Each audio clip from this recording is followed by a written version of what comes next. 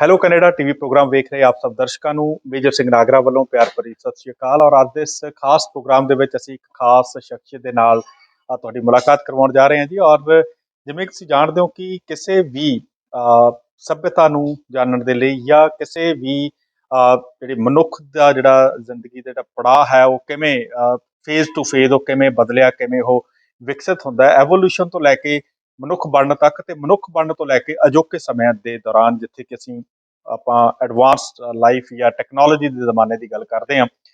ਇੱਕ ਦੌਰ ਐਸਾ ਵੀ ਰਿਹਾ ਜਿਸ ਦੌਰ ਨੂੰ ਅਸੀਂ ਅਧਿਆਤਮ ਨਾਲ, ਸਪਿਰਿਚੁਅਲਿਟੀ ਨਾਲ ਜਾਂ ਧਰਮਾਂ ਦੇ ਜਿਹੜੀ ਹੈ ਸ਼ੁਰੂਆਤ ਦੇ ਨਾਲ ਜਾਂ ਧਰਮਾਂ ਦੇ ਨਾਲ ਜੋੜਦੇ ਹਾਂ। ਔਰ ਅਸੀਂ ਅਕਸਰ ਵੱਖ-ਵੱਖ ਜਿਹੜੇ ਧਰਮ ਨੇ ਉਹਨਾਂ ਦੇ ਵਿੱਚ ਯੁੱਗਾਂ ਦੀ ਗੱਲ ਕੀਤੀ ਜਾਂਦੀ ਹੈ ਜਾਂ ਐਰਾਜ਼ ਦੀ ਗੱਲ ਕੀਤੀ ਜਾਂਦੀ ਹੈ, ਜਾਂ ਜੇਕਰ ਸਿੱਧੇ ਤੌਰ ਦੇ ਉੱਤੇ ਦੇਖੀਏ ਮੈਥੇਮੈਟਿਕਲੀ ਤਾਂ ਅਸੀਂ ਸੈਂਚੁਰੀਜ਼ ਦੀ ਗੱਲ ਕਰਦੇ ਹਾਂ, ਕਿਸ ਸੈਂਚੁਰੀ 'ਚ ਕੀ ਹੋਇਆ ਸੀ। ਸੋ ਗੱਲਾਂ ਤੇ ਬਹੁਤ ਨੇ, ਵਿਸ਼ਾ ਵੀ ਬਹੁਤ ਵਿਸ਼ਾਲ ਹੈ। ਔਰ ਲੇਕਿਨ ਜਿਹੜੀ ਇਹ ਗੱਲਬਾਤ ਹੈ, ਇਸ ਗੱਲਬਾਤ ਨੂੰ ਤੁਹਾਡੇ ਤੱਕ ਪਹੁੰਚਾਉਣ ਦੇ ਲਈ ਮੈਂ ਅੱਜ ਖੁਸ਼ੀ ਲੈ ਰਿਹਾ ਡਾਕਟਰ ਜਗਵੀਰ ਸਿੰਘ ਜੀ ਹੋਰਾਂ ਨੂੰ ਤੁਹਾਡੇ ਰੂਬਰੂ ਕਰਵਾਉਂਦੇ, ਔਰ ਜੋ ਕਿ ਆਪਣੇ ਆਪ ਦੇ ਵਿੱਚ ਕਿਸੇ ਜਾਣ ਪਹਿਚਾਣ ਦੇ ਮੁਹਤਾਜ ਨਹੀਂ। ਔਰ ਇਹ ਕੀ ਇਹਨਾਂ ਦਾ ਵਿਸ਼ਾ ਹੈ ਪਿਛਲੇ ਸਮਿਆਂ ਦੇ ਦੌਰਾਨ, ਕਿੱਥੋਂ ਇਹਨਾਂ ਦੀ ਸ਼ੁਰੂਆਤ ਹੁੰਦੀ ਹੈ, ਇਹ ਵੈਸੇ ਤੁਹਾਡੇ ਚੋਂ ਬਹੁਤ ਸਾਰੇ ਦਰਸ਼ਕ ਜਾਣਦੇ ਹੋਣਗੇ, ਪਰ ਹੈਲੋ ਕੈਨੇਡਾ ਦੇ ਕੁਝ ਦਰਸ਼ਕ ਜਿਹੜੇ ਕਿ ਯੂਥ ਵੀ ਹੈ, ਨਵੇਂ ਬੱਚੇ ਵੀ ਹਨ, ਉਹਨਾਂ ਦੇ ਜਾਣਕਾਰੀ ਦੇ ਲਈ ਅੱਜ ਦਾ ਪ੍ਰੋਗਰਾਮ ਲੈ ਕੇ ਹਾਜ਼ਰ ਹਾਂ। ਸਭ ਤੋਂ ਪਹਿਲਾਂ ਤਾਂ ਆਪਾਂ ਡਾਕਟਰ ਜਗਵੀਰ ਸਿੰਘ ਜੀ ਹੋਰਾਂ ਦਾ ਸਵਾਗਤ ਕਰਦੇ ਹਾਂ। ਤੁਹਾਡਾ ਨਿੱਘਾ ਸਵਾਗਤ ਜੀ, ਆਇਆਂ ਨੂੰ ਜੀ। ਬਹੁਤ ਬਹੁਤ ਸ਼ੁਕਰੀਆ ਜੀ, ਬਹੁਤ ਬਹੁਤ। ਡਾਕਟਰ ਸਾਹਿਬ, ਮੈਨੂੰ ਪਤਾ ਹੈ ਕਿ ਤੁਸੀਂ ਇਸ ਵਕਤ ਕਾਰਜਰਤ ਹੋ, ਤੁਸੀਂ ਇੱਕ ਬੜੇ ਅਹਿਮ ਅਹੁਦੇ ਦੇ ਉੱਤੇ ਹੋ।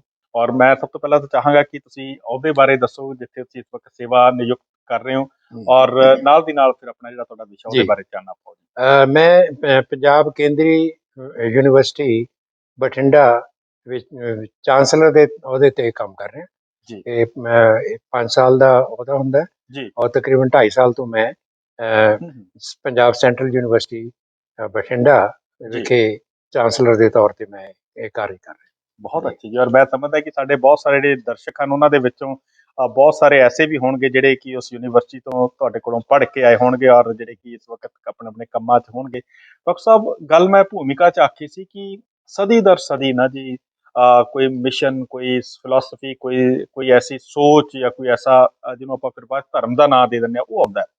ਤੇ ਮੈਨੂੰ ਜਾਣ ਕੇ ਇਹ ਬੜੀ ਖੁਸ਼ੀ ਹੋਈ ਕਿ ਜਿਹੜਾ ਤੁਹਾਡਾ ਵਿਸ਼ਾ ਸੀ ਜਿਹੜਾ PhD ਦਾ, ਉਹ ਗੁਰੂ ਨਾਨਕ ਦੇਵ ਜੀ ਦੇ ਨਾਲ ਸੰਬੰਧਿਤ ਸੀ। ਥੋੜਾ ਜਿਹਾ ਆਪਣੇ ਉਸ ਵਿਸ਼ੇ ਦੇ ਬਾਰੇ ਗੱਲਬਾਤ ਦੱਸੋ, ਤੇ ਫਿਰ ਇਹ ਸਾਰੇ ਧਰਮਾਂ ਦਾ ਜਿਹੜਾ ਜੀ ਆਪਸ ਦੇ ਵਿੱਚ ਜਿਹੜਾ ਅਜੋਕੇ ਸਮਿਆਂ 'ਚ ਆਪਸ ਦੇ ਵਿੱਚ ਮਿਲ ਕੇ ਰਹਿਣਾ ਜਾਂ ਇੱਕ ਦੂਜੇ ਦੀ ਫਿਲਾਸਫੀ ਨੂੰ ਅਸਿਮੀਲੇਟ ਕਰਨ ਦਾ, ਇਹਦੇ ਬਾਰੇ ਫਿਰ ਆਪਾਂ ਅੱਗੇ ਚੱਲ ਕੇ ਗੱਲ ਕਰਾਂਗੇ। ਇਸ ਤਰ੍ਹਾਂ ਕਿ ਮੈਂ 1970 ਦੇ ਵਿੱਚ ਜੀ ਗੁਰੂ ਨਾਨਕ ਬਾਣੀ ਵਿੱਚ ਨੈਤਿਕਤਾ ਦਾ ਸੰਕਲਪ ਬਾਰੇ PhD ਦੀ ਡਿਗਰੀ ਪ੍ਰਾਪਤ ਕੀਤੀ। ਇਸ ਤੋਂ 3-4 ਸਾਲ ਪਹਿਲਾਂ ਤੋਂ ਮੈਂ ਗੁਰਬਾਣੀ ਦੇ ਅਧਿਐਨ ਦੇ ਨਾਲ ਜੁੜਿਆ ਹੋਇਆ, ਔਰ ਇਹ ਤਕਰੀਬਨ ਮੈਂ ਕਹਿ ਸਕਦਾ ਕਿ 50-60 ਸਾਲ ਤੋਂ ਗੁਰਬਾਣੀ ਦੇ ਅਧਿਐਨ ਦੇ ਨਾਲ ਮੇਰਾ ਜਿਹੜਾ ਸਰੋਕਾਰ ਜੁੜਿਆ। ਪਰ ਉਹਦੇ ਬਾਰੇ ਇੱਕ ਅਜੀਬ ਗੱਲ ਇਹ ਹੈ ਕਿ ਗੁਰੂ ਨਾਨਕ ਬਾਣੀ ਤੇ PhD ਦਾ ਕਾਰਜ ਕਰਨ ਤੋਂ ਪਹਿਲਾਂ ਮੈਂ ਮਾਰਕਸਿਸਟ ਜਿਹੜੀ ਫਿਲਾਸਫੀ ਹੈ ਉਸ ਦਾ ਗੰਭੀਰ ਅਧਿਐਨ ਕਰਕੇ ਮੇਰੀ ਦ੍ਰਿਸ਼ਟੀ ਜਿਹੜੀ ਹੈ ਉਹ ਇੱਕ ਤਰ੍ਹਾਂ ਦੀ ਮਾਰਕਸਵਾਦੀ ਦ੍ਰਿਸ਼ਟੀ ਤੋਂ ਸੀ। ਮੈਨੂੰ ਉਸ ਵੇਲੇ ਮਾਰਕਸਵਾਦ ਦੇ ਵਿੱਚ ਇਹ ਕਿਹਾ ਜਾਂਦਾ ਹੈ ਕਿ ਮਾਰਕਸ ਦਾ ਧਰਮ ਨੂੰ ਅਫੀਮ ਮੰਨਦਾ ਹੈ, ਤੇ ਉਸ ਕਾਰਲ ਮਾਰਕਸ ਨੇ ਕਿਹਾ ਸੀ। ਲੇਕਿਨ ਜਦੋਂ ਮੈਂ ਗੁਰੂ ਨਾਨਕ ਬਾਣੀ ਦਾ ਅਧਿਐਨ ਸ਼ੁਰੂ ਕੀਤਾ, ਮੈਨੂੰ ਲੱਗਿਆ ਕਿ ਮਾਰਕਸ ਦੀ ਜਿਹੜੀ ਇਹ ਗੱਲ ਹੈ ਉਹ ਸਾਡੇ ਭਾਰਤ ਦੇ ਜਿਹੜੇ ਧਰਮ ਨੇ ਉਹਨਾਂ ਤੇ ਲਾਗੂ ਨਹੀਂ ਹੁੰਦੀ। ਅਬਰਾਹਮਿਕ ਸਿਵਲਾਈਜੇਸ਼ਨ ਦੇ ਜਿਹੜੇ ਰਿਲੀਜਨਸ ਨੇ ਉਹਨਾਂ ਤੇ ਲਾਗੂ ਹੁੰਦੀ ਹੈ। ਕਿਉਂਕਿ ਜਿਹੜੇ ਅਬਰਾਹਮਿਕ ਜਿਹੜੇ ਰਿਲੀਜਨਸ ਨੇ ਉਹ ਫੇਥ ਬੇਸਡ ਨੇ। ਮਤਲਬ ਹੈ ਕਿ ਉਹਨਾਂ ਦਾ ਜਿਹੜਾ ਮੂਲ ਜਿਹੜਾ ਸਿੰਬਲ ਹੈ ਉਹ ਗੋਡ ਹੈ, ਅੱਲਾ ਹੈ, ਯਾਹਵੇ ਹੈ। ਉਹ ਇੱਕ ਟ੍ਰਾਂਸੈਂਡੈਂਟ ਬੀਇੰਗ ਦੀ ਹੋਂਦ ਦੇ ਵਿੱਚ ਵਿਸ਼ਵਾਸ ਤੋਂ ਆਪਣੀ ਗੱਲ ਸ਼ੁਰੂ ਕਰਦੇ ਨੇ। ਤੇ ਕੁਦਰਤੀ ਤੌਰ ਤੇ ਜਿਸ ਗੋਡ ਨੂੰ ਕਿਸੇ ਨੇ ਦੇਖਿਆ ਨਹੀਂ, ਔਰ ਉਹ ਗੋਡ ਕਦੇ ਦੁਨੀਆ ਵਿੱਚ ਉਹਨੇ ਆਉਣਾ ਨਹੀਂ ਤੇ ਬੰਦੇ ਨੇ ਉੱਥੇ ਤੱਕ ਜਾਣਾ ਨਹੀਂ, ਉਹਨਾਂ ਨੂੰ ਪ੍ਰੋਫੈਟਿਕ ਰਿਲੀਜਨ ਕਹਿੰਦੇ ਨੇ। ਕਿਉਂ? ਫਿਰ ਉਹ ਬੰਦੇ ਉਹ ਗੋਡ ਜਿਹੜਾ ਉਹ ਕਿਸੇ ਵਿਅਕਤੀ ਨੂੰ ਪੈਗੰਬਰ ਦੇ ਤੌਰ ਤੇ ਚੁਣਦਾ ਤੇ ਫਿਰ ਉਹਦੇ ਨਾਲ ਹੀ ਉਹਦੀ ਗੱਲ ਹੁੰਦੀ ਹੈ। ਸਾਡੇ ਜਿਹੜੇ 4 ਧਰਮ ਨੇ ਭਾਰਤੀ ਪਰੰਪਰਾ ਦੇ ਵਿੱਚ, ਸਨਾਤਨ, ਜੈਨ, ਬੁੱਧ ਤੇ ਸਿੱਖ, ਇਹਨਾਂ ਦੀ ਜਿਹੜਾ ਮੂਲ ਜਿਹੜਾ ਪ੍ਰਾਈਮ ਸਿੰਬਲ ਹੈ ਉਹ ਬ੍ਰਹਮ ਹੈ। ਜੀ ਮਤਲਬ ਜਿਸ ਬ੍ਰਹਮ supernatural, ਕੇਂਦਰਿਤ ਨੇ। ਬ੍ਰਹਮ ਦੀ ਪਰਿਭਾਸ਼ਾ ਤੁਹਾਨੂੰ ਪਤਾ ਲੱਗੇਗੀ ਹਮ, ਉਹ ਗੋਡ ਦੇ ਨਾਲੋਂ ਡਿਫਰੈਂਟ ਹੈ। ਜੀ ਬ੍ਰਹਮ ਦੀ ਪਰਿਭਾਸ਼ਾ ਜਿਹੜੀ ਡਿਕਸ਼ਨਰੀ ਮੀਨਿੰਗ ਹੈ ਉਹ ਹੈ ਬ੍ਰੀਹੀ ਤੇ ਇति ਬ੍ਰਹਮ, ਓਕੇ ਕਿ ਬ੍ਰਹਮ ਉਹ ਹੈ ਜਿਹੜਾ ਵੱਧ ਕੇ ਫੈਲ ਗਿਆ। ਓਕੇ ਔਰ ਇੱਕ ਉਹਦੀ ਡੈਫੀਨੇਸ਼ਨ ਹੈਗੀ ਕਿ ਸਰਵਮ ਖਲੂ ਇਦਮ ਬ੍ਰਹਮ, ਕਿ ਜੋ ਕੁਝ ਵੀ ਸਾਡੀ ਨਜ਼ਰ ਦੇ ਸਾਹਮਣੇ ਹੈ, ਜੋ ਕੁਝ ਵੀ ਸਾਡੇ ਅੰਦਰ ਹੈ, ਜੋ ਕੁਝ ਵੀ ਸਾਡੇ ਬਾਹਰ ਹੈ, ਉਹ ਸਾਰਾ ਬ੍ਰਹਮ ਹੈ। ਜੀ ਔਰ ਤੀਜੀ ਜਿਹੜੀ ਮੈਨੂੰ ਬਹੁਤ ਵਧੀਆ ਲੱਗੀ ਹੈ ਪਰਿਭਾਸ਼ਾ, ਜਿਹੜੀ ਕਿ ਸਾਨੂੰ ਬ੍ਰਹਮ ਦੀ ਧਾਰਨਾ ਨੂੰ ਸਮਝਣ ਦੇ ਵਿੱਚ ਕੰਮ ਆਏਗੀ, ਉਹ ਹੈ ਕਿ ਸਤਿਅਮ ਗਿਆਨਮ ਅਨੰਤਮ ਬ੍ਰਹਮ। ਕਮਾਲ ਦੀ ਡੈਫੀਨੇਸ਼ਨ ਹੈ ਕੀ ਬਾਤ ਹੈ ਜੀ ਕਿ ਜਿਹੜੀ ਦੁਨੀਆ ਦੀ ਹਕੀਕਤ ਜੀ ਜਿਹਦੇ ਵਿੱਚ ਅਸੀਂ ਜਿਉਂਦੇ ਆ ਜੀ ਉਹਨੂੰ ਅਸੀਂ ਪਰਮ ਸੱਚ ਕਹਿੰਦੇ ਆ, ਜੀ ਤੇ ਉਹ ਪਰਮ ਸੱਚ ਹੈ, ਪਰਮ ਅਨੰਤ ਹੈ ਤੇ ਪਰਮ ਗਿਆਨ ਹੈ। ਇਹ ਮਤਲਬ ਸਾਡਾ, ਮੈਂ ਜਦੋਂ ਇਸ ਨੁਕਤੇ ਤੋਂ ਵਿਚਾਰਨ ਦੀ ਕੋਸ਼ਿਸ਼ ਕੀਤੀ ਜੀ ਤੇ ਮੈਂ ਮਹਿਸੂਸ ਕੀਤਾ ਕਿ ਜਿਹੜੀ ਮਾਰਕਸਿਸਟ ਵਿਆਖਿਆ ਹੈ, ਮਾਰਕਸਿਸਟ ਵਿਆਖਿਆ ਦੀ ਬਹੁਤ ਖੂਬਸੂਰਤ ਗੱਲ ਇਹ ਹੈ ਕਿ ਉਸਨੇ ਸਾਨੂੰ ਇੱਕ ਮੈਥਡੋਲੋਜੀ ਦਿੱਤੀ ਹੈ। ਉਹ ਮੈਂ ਉਸਦਾ ਅੱਜ ਵੀ ਕਾਇਲ ਹਾਂ। ਉਸਨੇ ਮੈਨੂੰ ਇਹ ਸਹਾਇਤਾ ਦਿੱਤੀ ਕਿ ਕਿਸੇ ਵੀ ਵਿਸ਼ੇ ਨੂੰ ਵਿਚਾਰਨਾ ਤਾਂ ਤਰਕ ਤੇ ਵਿਵੇਕ ਦੇ ਰਾਹੀਂ ਵਿਚਾਰਨਾ। ਤੇ ਲੇਕਿਨ ਜਿਹੜੀ ਉਹਦੀ ਫਾਰਮੂਲੇਸ਼ਨ ਸੀ ਜੀ ਕਿ ਧਰਮ ਤਾਂ ਅਫੀਮ ਹੈ, ਜੀ ਮੈਨੂੰ ਲੱਗਿਆ ਉਹ ਸਾਡੇ ਤੇ ਲਾਗੂ ਨਹੀਂ ਹੁੰਦੀ। ਜੀ ਇਸ ਕਰਕੇ ਮੈਨੂੰ ਮਹਿਸੂਸ ਹੋਇਆ ਕਿ ਜਿਹੜਾ ਸਾਡੇ ਵਿਰਸੇ ਦੀ ਗਿਆਨ ਪਰੰਪਰਾ ਹੈ, ਜਿਹੜੀ ਗੁਰਬਾਣੀ ਦੇ ਰਾਹੀਂ ਜਿਹਦੇ ਨਾਲ ਮੈਂ ਆਪਣੇ ਅਧਿਐਨ ਦਾ ਰਿਸ਼ਤਾ ਜੋੜਿਆ, ਜੀ ਉਹਨੂੰ ਸਮਝਣ ਵਾਸਤੇ ਸਾਨੂੰ ਹੋਰ ਤਰੀਕੇ ਅਪਣਾਉਣੇ ਪੈਣ। ਬਹੁਤ ਅੱਛੇ। ਸੋ ਡਾਕਟਰ ਸਾਹਿਬ, ਇਹ ਤਾਂ ਮੈਂ ਸਮਝਦਾ ਸਾਡੇ ਦਰਸ਼ਕਾਂ ਨੂੰ ਕੁਝ ਸੰਸਕ੍ਰਿਤ ਦੇ ਸ਼ਬਦਾਂ, ਤੁਸੀਂ ਜਿਹੜੇ ਸ਼ਲੋਕਾਂ ਦੀ ਵੀ ਵਰਤੋਂ ਕੀਤੀ ਹੈ, ਔਰ ਇਹ ਦਰਸਾਉਂਦਾ ਹੈ ਕਿ ਵਾਕਿਆ ਹੀ ਜਿਹੜਾ, ਜੇਕਰ ਤੁਸੀਂ ਗਹਿਨ ਅਧਿਐਨ ਕਿਸੇ ਚੀਜ਼ ਦਾ ਕਰਨਾ ਤਾਂ ਤੁਹਾਨੂੰ ਉਸ ਭਾਸ਼ਾ ਨੂੰ ਵੀ ਸਮਝਣ, ਪੜ੍ਹਨ, ਲਿਖਣ ਦੀ ਲੋੜ ਹੈ, ਨਾ ਕਿ ਅਸੀਂ ਟਰਾਂਸਲੇਟਡ ਜਾਂ ਜਿਹੜੇ ਦੂਜੇ ਵਰਜਨ ਦੇ ਉੱਤੇ ਔਰ ਖਾਸ ਤੌਰ ਦੇ ਉੱਤੇ ਡਿਪੈਂਡੈਂਟ ਹੋਈਏ। ਔਰ ਖਾਸ ਤੌਰ ਤੇ ਜਦੋਂ ਕਿ ਅਸੀਂ ਪੱਛਮੀ ਮੁਲਕਾਂ ਦੀ ਗੱਲ ਜਾਂ ਸੱਭਿਅਤਾਵਾਂ ਦੇ ਅਤੀ ਐਡਵਾਂਸ ਹੋਣ ਦੀ ਜਾਂ ਬਹੁਤ ਜ਼ਿਆਦਾ ਵਿਕਸਿਤ ਹੋ ਜਾਣ ਦੀ ਗੱਲ ਕਰਦੇ ਹਾਂ। ਸੋ ਮੈਂ ਇਹਨੂੰ ਸਾਰੇ ਨੂੰ ਨਾ ਜੀ ਇੱਕ ਵਾਰੀ ਫੇਰ ਗੁਰੂ ਨਾਨਕ ਦੇਵ ਜੀ ਤੱਕ ਦਾ ਜਿਹੜਾ ਸਫ਼ਰ ਹੈ ਜੀ, ਗੁਰੂ ਨਾਨਕ ਦੇਵ ਜੀ ਸਿੱਖਾਂ ਦੇ ਪਹਿਲੇ ਗੁਰੂ ਜਾਂ ਰਾਹ ਦਸੇਰਾ, ਮਾਰਗਦਰਸ਼ਕ, ਫਿਲਾਸਫਰ, ਮਿਸ਼ਨ ਸ਼ੁਰੂ ਕਰਨ ਵਾਲੇ। ਥੋੜਾ ਜਿਹਾ ਚਾਨਣਾ ਪਾਓ ਕਿ ਉਹਨਾਂ ਦਾ ਜਿਹੜਾ ਜਿਹੜਾ ਫਲਸਫਾ ਗੁਰੂ ਨਾਨਕ ਦੇਵ ਜੀ ਦਾ, ਕਿ ਉਸ ਫਲਸਫੇ ਨੇ ਵੀ ਕੋਈ ਪ੍ਰਭਾਵ ਪਿਛਲੇ ਜਿਹੜੇ ਹਾਂਜੀ ਉਹ ਕਬੂਲੇ ਹੋਏ ਸਨ, ਜਾਂ ਜਿਵੇਂ ਜੇਕਰ ਆਪਾਂ ਉਹਨਾਂ ਦੀ ਕਵਿਤਾ ਦੀ ਗੱਲ ਕਰ ਲਈ ਤਾਂ ਜ਼ਾਹਿਰ ਤੌਰ ਦੇ ਉੱਤੇ ਸੂਫੀ ਕਵਿਤਾ ਦਾ ਉਹਨਾਂ ਦੀ ਗੁਰਬਾਣੀ ਦੇ ਉੱਤੇ ਪ੍ਰਭਾਵ ਦੇਖਿਆ ਜਾ ਸਕਦਾ ਹੈ। ਤੇ ਫਿਲਾਸਫੀ ਦੇ ਬਾਰੇ ਕੀ ਕਹੋਗੇ, ਉਹਨਾਂ ਦੇ ਫਲਸਫੇ? ਸਭ ਤੋਂ ਪਹਿਲਾਂ ਤਾਂ ਹੁਣ ਜਿਵੇਂ ਆਪਾਂ ਬ੍ਰਹਮ ਦੀ ਗੱਲ ਕੀਤੀ ਹੈ ਜੀ, ਗੁਰੂ ਨਾਨਕ ਬਾਣੀ ਦੇ ਵਿੱਚ ਬਾਣੀ ਦੀ ਪਰਿਭਾਸ਼ਾ ਜਦੋਂ ਮੈਂ ਦੇਖੀ ਤਾਂ ਉਹ ਗੱਲ ਹੀ ਇੱਥੋਂ ਸ਼ੁਰੂ ਕਰਦੇ ਨੇ ਜੀ। ਗੁਰੂ ਨਾਨਕ ਬਾਣੀ ਵਿੱਚ ਆਉਂਦਾ ਹੈ ਕਿ ਗਾਵੋ ਗੀਤ ਨਾ ਬਿਰਹੜਾ, ਗਾਵੋ ਗੀਤ ਨਾ ਬਿਰਹੜਾ, ਨਾਨਕ ਬ੍ਰਹਮ ਵਿਚਾਰੋ। ਕਿ ਜੋ ਮੈਂ ਇਹ ਗਾ ਰਿਹਾ ਹਾਂ ਇਹ ਕੋਈ ਗੀਤ ਨਹੀਂ ਹੈ, ਨਾ ਕੋਈ ਬਿਰਹੜਾ ਹੈ, ਇਹ ਤਾਂ ਬ੍ਰਹਮ ਵਿਚਾਰ ਹੈ। ਔਰ ਫਿਰ ਮੈਂ ਗੁਰਬਾਣੀ ਦੀ ਜਿਹੜੀ ਪਰਿਭਾਸ਼ਾ ਕਰਨ ਵਾਲੀਆਂ ਟੂਕਾਂ ਸਾਨੂੰ ਗੁਰਬਾਣੀ 'ਚ ਮਿਲਦੀਆਂ ਨੇ, ਉਹਨਾਂ 'ਚ ਮੈਨੂੰ ਭਗਤ ਕਬੀਰ ਜੀ ਦਾ ਇੱਕ ਕਥਨ ਨਾਲ ਹੀ ਯਾਦ ਆਉਂਦਾ ਹੈ। ਉਹ ਵੀ ਇਹੀ ਗੱਲ ਕਹਿੰਦੇ ਨੇ ਕਿ ਲੋਕ ਜਾਣੈ ਇਹ ਗੀਤ ਹੈ, ਇਹ ਤਾਂ ਬ੍ਰਹਮ ਵਿਚਾਰ। ਤੋ ਬ੍ਰਹਮ ਵਿਚਾਰ ਕੀ ਹੈ? ਬ੍ਰਹਮ ਵਿਚਾਰ ਸਾਡੇ ਭਾਰਤੀ ਪਰੰਪਰਾ ਦੇ ਵਿੱਚ ਦਾਰਸ਼ਨਿਕ ਦ੍ਰਿਸ਼ਟੀਕੋਣ ਹੈ।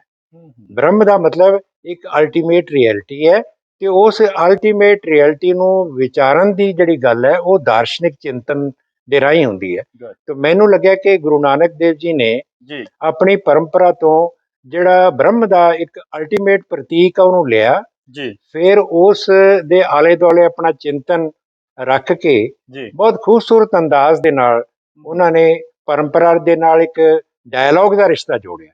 ਲੇਕਿਨ ਉਹ ਇਸ ਗਿਆਨ ਪਰੰਪਰਾ ਨੂੰ ਅੱਗੇ ਐਕਸਟੈਂਡ ਕਰਦੇ ਨੇ, ਕਿਉਂਕਿ ਗੁਰੂ ਸਾਹਿਬਾਨ ਆਪਣੇ ਵਿਰਸੇ ਤੋਂ, ਕੋਈ ਵੀ ਪੀੜ੍ਹੀ ਹੈ ਆਪਣੇ ਪੁਰਖਿਆਂ ਤੋਂ ਕੁਝ ਲੈਂਦੀ ਹੈ ਤੇ ਉਹਦੇ ਵਿੱਚ ਫਿਰ ਆਪਣੇ ਵਰਤਮਾਨ ਦੇ ਅਨੁਭਵ ਦੇ ਵਿੱਚੋਂ ਕੁਛ ਉਹਦੇ 'ਚ ਨਵਾਂ ਜੋੜਦੀ ਹੈ।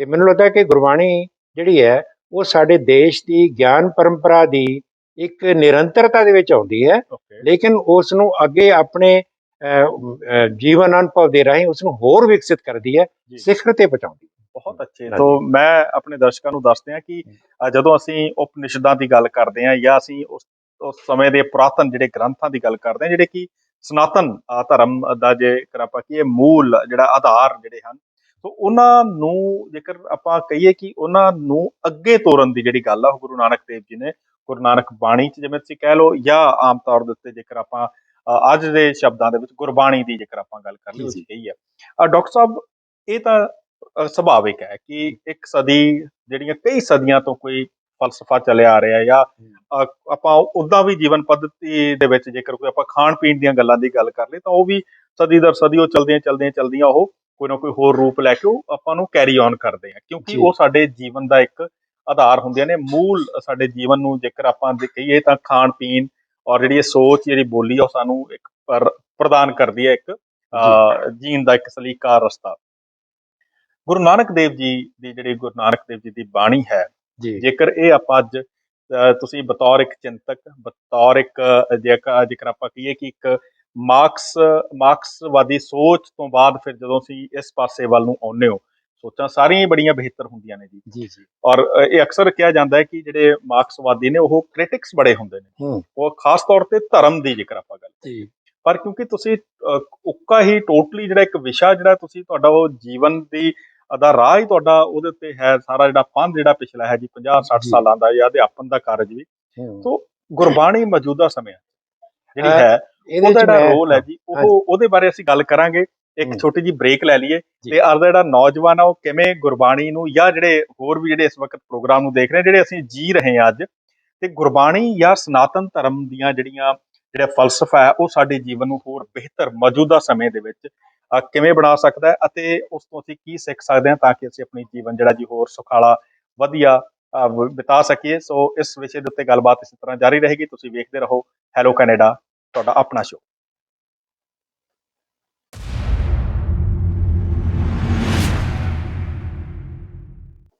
ਹੈਲੋ ਕੈਨੇਡਾ ਟੀਵੀ ਪ੍ਰੋਗਰਾਮ ਦੇ ਵਿੱਚ ਇੱਕ ਵਾਰੀ ਫਿਰ ਆਪ ਜੀ ਦਾ ਨਿੱਘਾ ਸਵਾਗਤ। ਅੱਜ ਅਸੀਂ ਗੱਲਬਾਤ ਫਲਸਫੇ ਦੀ, ਪੁਰਾਤਨ ਔਰ ਖਾਸ ਤੌਰ ਤੇ ਸਨਾਤਨ ਧਰਮ ਤੋਂ ਲੈ ਕੇ ਗੁਰਬਾਣੀ ਔਰ ਗੁਰੂ ਨਾਨਕ ਦੇਵ ਜੀ ਦੇ ਜੀਵਨ ਦੇ ਬਾਬਤ ਜਿਹੜੀ ਉਹਨਾਂ ਦੀ ਬਾਣੀ ਹੈ ਔਰ ਉਹਨਾਂ ਦੇ ਉੱਤੇ ਕਿਹੜੇ ਪ੍ਰਭਾਵ ਹਨ, ਉਹਨਾਂ ਦੀ ਗੱਲ ਆਪਾਂ ਨੇ ਹੁਣ ਤੱਕ ਕੀਤੀ ਹੈ। ਤੇ ਅੱਜ ਇਸ ਗੱਲਬਾਤ ਦੇ ਲਈ ਸਾਡੇ ਨਾਲ ਖਾਸ ਬੜੇ ਹੀ ਸ਼ਖਸੀਅਤ ਐਸੀ ਜਿਹੜੀ ਕਿ ਜਿਨ੍ਹਾਂ ਨੂੰ ਜੇਕਰ ਆਪਾਂ ਕਹੀਏ ਕਿ ਇਸ ਵਿਸ਼ੇ ਦੇ ਉੱਤੇ ਇਹਨਾਂ ਤੋਂ ਬਿਹਤਰ ਹੋਰ ਕੋਈ ਨਹੀਂ ਸੀ ਦੱਸ ਸਕਦਾ, ਉਹ ਹਨ ਡਾਕਟਰ ਜਗਵੀਰ ਸਿੰਘ ਜੀ। ਸੋ ਤੁਹਾਡਾ ਇੱਕ ਵਾਰੀ ਫਿਰ ਨਿੱਘਾ ਸਵਾਗਤ ਜੀ। Thank you. ਗੱਲਬਾਤ ਆਪਣੀ ਚੱਲ ਰਹੀ ਸੀ ਕਿ ਮੌਜੂਦਾ ਸਮਿਆਂ 'ਚ, ਮੌਜੂਦਾ ਸਮੇਂ ਦੇ ਸੰਦਰਭ 'ਚ ਜਿਹੜੀ ਗੁਰਬਾਣੀ ਜਾਂ ਸਨਾਤਨ ਧਰਮ ਦੀਆਂ ਜਿਹੜੀਆਂ ਉਹਨਾਂ ਦੀਆਂ ਫਲਸਫਾ ਹੈ, ਉਹ ਕਿਵੇਂ ਲਾਗੂ ਹੋਵੇ ਤੇ ਕਿਵੇਂ ਜਿਹੜਾ ਬਿਹਤਰ ਸ਼ਾਂਤਮਈ ਜੀਵਨ ਲੋਕ ਜੀ ਸਕਣ। ਇੱਕ ਗੱਲ ਜਿਹੜੀ ਮੈਨੂੰ ਲੱਗਿਆ ਕਿ ਅੱਜ ਵਰਤਮਾਨ ਸਮੇਂ ਵਿੱਚ ਜਿਹੜੀ ਸਭ ਤੋਂ ਜ਼ਿਆਦਾ ਜ਼ਰੂਰਤ ਮਹਿਸੂਸ ਹੋ ਰਹੀ ਹੈ, ਉਹ ਹੈ ਕਿ ਅਸੀਂ ਇੱਕ ਮਲਟੀ ਕਲਚਰਲ, ਮਲਟੀ ਰਿਲੀਜੀਅਸ ਤੇ ਮਲਟੀ ਲਿੰਗੁਅਲ ਸਮਾਜ ਵਿੱਚ ਰਹਿੰਦੇ ਹਾਂ। ਤੇ ਇਸ ਸਮਾਜ ਦੇ ਵਿੱਚ ਇੱਕ ਸ਼ਾਂਤਮਈ ਸਹਿ ਹੋਣ ਦਾ ਜੀਵਨ ਜਿਉਣ ਦੇ ਲਈ ਜਿਹੜਾ ਗੁਰਬਾਣੀ ਜਿਹੜਾ ਸਾਨੂੰ ਸੰਦੇਸ਼ ਦਿੰਦੀ ਹੈ, ਉਹ ਸਾਡੇ ਵੈਦਿਕ ਪਰੰਪਰਾ ਤੋਂ ਦੇ ਨਾਲ ਜੁੜਿਆ ਹੋਇਆ ਹੈ। ਤੇ ਮਿਸਾਲ ਦੇ ਤੌਰ ਤੇ ਗੁਰੂ ਨਾਨਕ ਦੇਵ ਜੀ ਜਦੋਂ ਕਹਿੰਦੇ ਨੇ ਕਿ ਏਕਾ ਸੁਰਤੀ ਜੇਤੇ ਹੈ ਜੀ, ਸੁਰਤ ਵੀ ਹੋਣਾ ਕੋਏ ਨਾ ਕੀ, ਜਿਹੀ ਸੁਰਤ ਤੇਹਾ ਤਿਨ ਰਾਹ, ਕਿ ਜਿਹੜਾ ਬੰਦਾ ਹੈ, ਜਿੰਨੇ ਵੀ ਦੁਨੀਆ ਦੇ ਜੀਵ ਨੇ, ਸਾਰਿਆਂ ਦੀ ਸੁਰਤ ਇੱਕੋ ਹੀ ਹੈ, ਤੇ ਜਿਹੋ ਜੀ ਉਸ ਦੀ ਸੁਰਤ ਹੈ ਉਸ ਦਾ ਉਹ ਰਾਹ ਚੁਣਦਾ ਹੈ। ਇਹ ਗੱਲ ਬਹੁਤ ਮਹੱਤਵਪੂਰਨ ਹੈ, ਕਿਉਂਕਿ ਅੱਜ ਸੱਚ ਦੇ ਬਾਰੇ ਬਹੁਤ ਸਾਰੇ ਵਿਰੋਧ ਨੇ, ਲੇਕਿਨ ਗੁਰੂ ਜੀ ਨੇ ਕਿਹਾ ਕਿ ਸੱਚ ਤਾਂ ਇੱਕ ਹੈ, ਉਸ ਦੇ ਰਸਤੇ ਅਨੇਕ ਹੋ ਸਕਦੇ ਨੇ। ਰਿਗਵੇਦ ਵਿੱਚ ਜਿਹੜੀ ਇੱਕ ਸੂਤਰ ਆਉਂਦਾ ਸੀ ਕਿ ਏਕਮ ਸਦ ਵਿਪਰਾ ਬਹੁਧਾ ਵਦੰਤੀ, ਕਿ ਸੱਚ ਤਾਂ ਇੱਕੋ ਹੀ ਹੈ, ਲੇਕਿਨ ਉਸ ਨੂੰ ਵੱਖ-ਵੱਖ ਨਾਮ ਦਿੱਤੇ ਜਾਂਦੇ ਨੇ ਵਿਦਵਾਨਾਂ ਵੱਲੋਂ। ਅਸੀਂ ਇਹ ਵੀ ਕਹਿ ਸਕਦੇ ਹਾਂ ਕਿ ਇੱਕ ਸੱਚ, ਉਸ ਦੇ ਮਾਰਗ ਅਨੇਕ ਨੇ। ਇਹ ਗੱਲ ਬਹੁਤ ਮਹੱਤਵਪੂਰਨ ਹੈ, ਕਿਉਂਕਿ ਜਿਹੜਾ ਸਿਵਲਾਈਜੇਸ਼ਨਲ ਕਲੈਸ਼ ਹੈ ਨਾ ਅੱਜ ਦੇ ਜ਼ਮਾਨੇ 'ਚ, ਸੱਭਿਆਚਾਰਾਂ ਦਾ ਤੇ ਸੱਭਿਅਤਾਵਾਂ ਦਾ ਟਕਰਾਓ ਜਿਹੜਾ ਜਿਹਦੀ ਗੱਲ ਹੋ ਰਹੀ ਹੈ, ਸੈਮੂਅਲ ਹੰਟਿੰਗਟਨ ਨੇ ਅੱਜ ਤੋਂ 30 ਸਾਲ ਪਹਿਲਾਂ ਕਿਹਾ ਸੀ, ਜਦੋਂ ਸੋਵੀਅਤ ਯੂਨੀਅਨ ਦਾ ਵਿਘਟਨ ਹੋਇਆ, ਉਹਨੇ ਤਾਂ ਕਿਹਾ ਸੀ ਕਿ ਆਉਣ ਵਾਲਾ ਯੁੱਗ ਜਿਹੜਾ ਨਾ ਉਹ ਸਿਵਲਾਈਜੇਸ਼ਨਲ ਕਲੈਸ਼ ਦਾ ਹੋਏਗਾ, ਕਿ ਬੰਦੇ ਜਿਹੜੇ ਨੇ ਉਹ ਸਿਵਲਾਈਜੇਸ਼ਨ ਟਕਰਾਉਣਗੀਆਂ, ਆਈਡੀਓਲੋਜੀਕਲ ਸਟਰਗਲ ਨਹੀਂ ਹੋਏਗੀ। ਤੇ ਇਸ ਦੇ ਵਿੱਚੋਂ ਨਿਕਲਣ ਦਾ ਰਸਤਾ ਸਾਡੇ ਭਾਰਤੀ ਦਰਸ਼ਨ ਦੇ ਵਿੱਚ, ਗੁਰੂ ਨਾਨਕ ਬਾਣੀ ਦੇ ਵਿੱਚ ਪਿਆ ਹੋਇਆ। ਹੁਣ ਮਤਲਬ ਉਹ ਕੀ ਹੈ, ਜਿਵੇਂ ਗੁਰੂ ਤੇਗ ਬਹਾਦਰ ਜੀ ਤੋਂ ਬਾਅਦ ਗੁਰੂ ਗੋਬਿੰਦ ਸਿੰਘ ਜੀ ਨੇ ਬਹੁਤ ਸਪਸ਼ਟ ਸ਼ਬਦਾਂ ਦੇ ਵਿੱਚ ਇਸੇ ਗੱਲ ਨੂੰ ਦ੍ਰਿੜ ਕੀਤਾ ਹੈ ਜੀ ਕਿ ਆਪ ਆਪਣੀ ਬੁੱਧ ਹੈ ਜੇਤੀ, ਵਰਨਤ ਭਿੰਨ ਭਿੰਨ ਤੋਹਿ ਦੇਤੀ। ਇਹ ਗੱਲ ਮਤਲਬ ਇਹ ਹੈ ਕਿ ਦੁਨੀਆ ਦੇ ਵਿੱਚ ਜਿੰਨੇ ਵੀ ਜੀਵਨ ਦੇ ਮਾਰਗ ਨੇ, ਉਹਨਾਂ ਦਾ ਆਪਣਾ ਆਪਣਾ ਇੱਕ ਸਿਧਾਂਤ ਹੈ, ਉਹਨਾਂ 'ਚ ਵਿਰੋਧ ਦੀ ਕੋਈ ਗੁੰਜਾਇਸ਼ ਹੀ ਨਹੀਂ ਹੈ। ਲੇਕਿਨ ਕਈ ਵਾਰ ਹੁੰਦਾ ਹੈ ਕਿ ਕੁਝ ਸਿਵਲਾਈਜੇਸ਼ਨਸ ਐਸੀਆਂ ਨੇ, ਉਹ ਸੱਚ ਦੀ ਇਜਾਰੇਦਾਰੀ ਦੀ ਗੱਲ ਕਰ ਰਹੀਆਂ ਨੇ, ਜਿਹੜੀ ਬਹੁਤ ਮਹੱਤਵਪੂਰਨ ਗੱਲ ਹੈ ਕਿ ਅਬਰਾਹਮਿਕ ਜਿਹੜੇ ਰਿਲੀਜਨਸ ਨੇ, ਉਹ ਉਹਨਾਂ ਦੀ ਮਾਨਤਾ ਇਹ ਹੈ ਕਿ ਸੱਚ ਸਿਰਫ ਸਾਡੇ ਕੋਲ ਹੈ, ਜਿਹੜਾ ਸਾਡੇ ਵਰਗਾ ਨਹੀਂ ਉਹ ਜਾਂ ਤਾਂ ਇਗਨੋਰੈਂਟ ਹੈ ਜਾਂ ਉਹ ਕਾਫਰ ਹੈ, ਨਾਨ ਬਿਲੀਵਰ ਹੈ।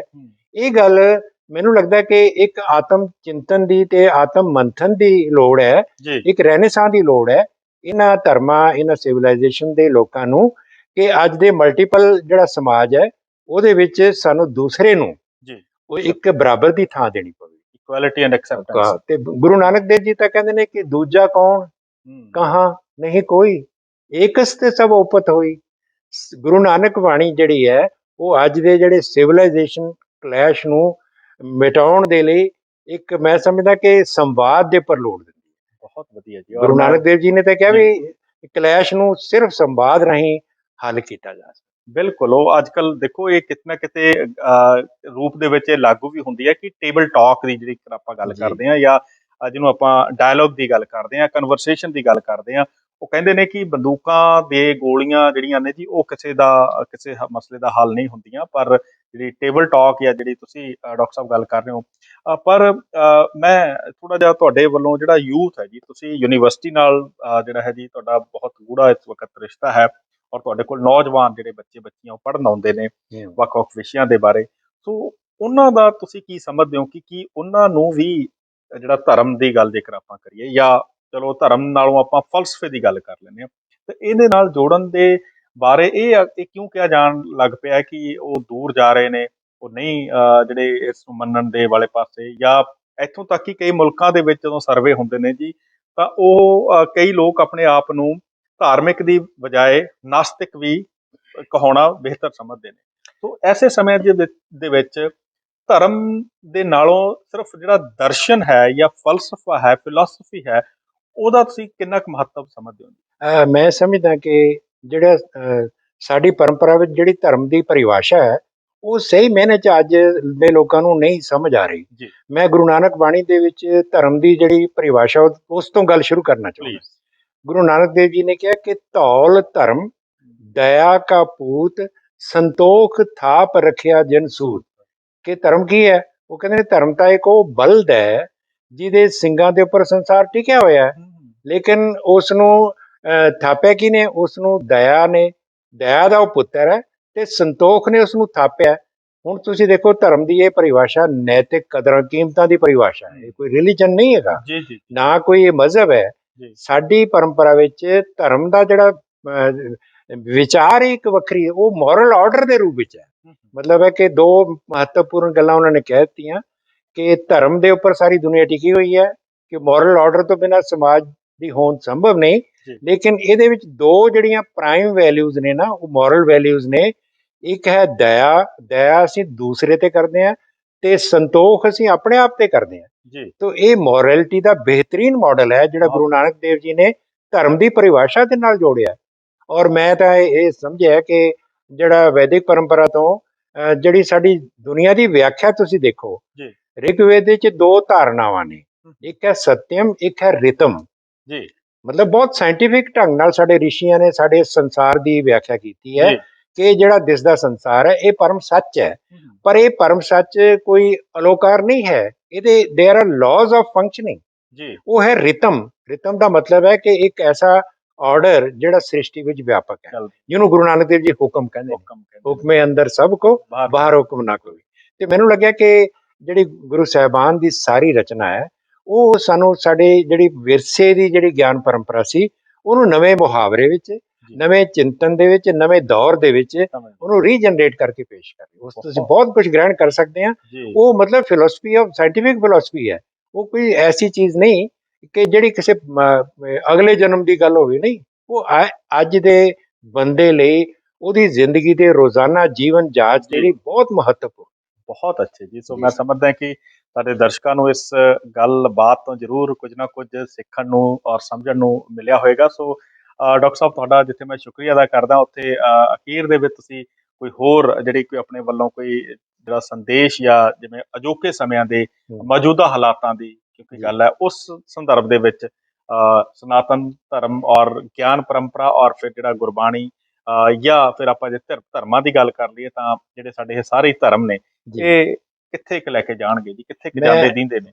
ਮੈਂ ਇਹ ਚ ਗੁਰੂ ਨਾਨਕ ਬਾਣੀ ਦੀਆਂ 4 ਲਾਈਨਾਂ ਵਿੱਚ ਗੱਲ ਕਹਿਣਾ ਚਾਹੁੰਦਾ ਹਾਂ। ਜੀ ਗੁਰੂ ਨਾਨਕ ਦੇਵ ਜੀ ਨੇ ਆਦਰਸ਼ ਮਨੁੱਖ ਦੀ ਵਿਆਖਿਆ ਬੜੇ ਸੌਖੇ ਸ਼ਬਦਾਂ ਵਿੱਚ ਕੀਤੀ ਹੈ। ਜੀ ਉਹ ਕਹਿੰਦੇ ਨੇ ਕਿ 2 ਤਰ੍ਹਾਂ ਦੇ ਬੰਦੇ ਹੁੰਦੇ ਨੇ ਜ਼ਿੰਦਗੀ ਵਿੱਚ, ਇੱਕ ਕਹਿ ਜਾਣਨ, ਕਹਿਆ ਬੁੱਝਣ ਤੇ ਨਰ ਸੁਗੜ ਸਰੂਪ।